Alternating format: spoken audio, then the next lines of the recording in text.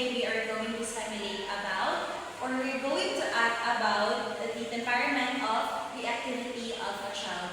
In our presentation, we are going to show you how the teacher will interact or handle the student with high temperament, and I mean high activity and low activity. So the sample situation here, or the situation is during playtime. We have 10 minutes to keep the child entertained before it's time for a snack. So we are going to choose the best approach based on the child's temperament to keep them happy and engaged. Alright kids, since we're done for our discussion, now it's time for your playtime.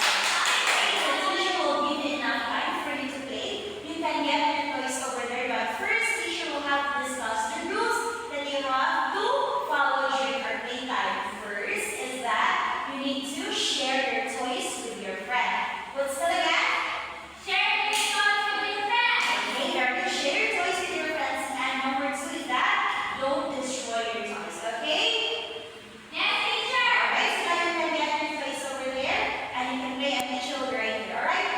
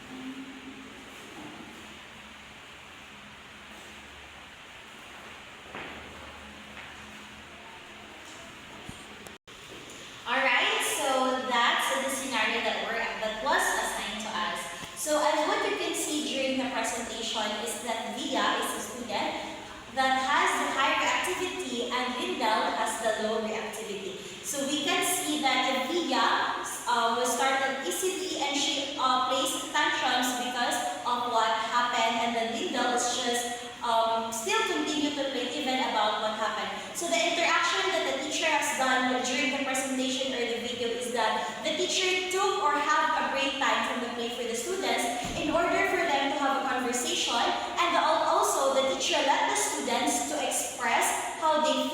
what they feel and what they did wrong or what did they want to do to express how they feel. And that is one of the way for us to help the student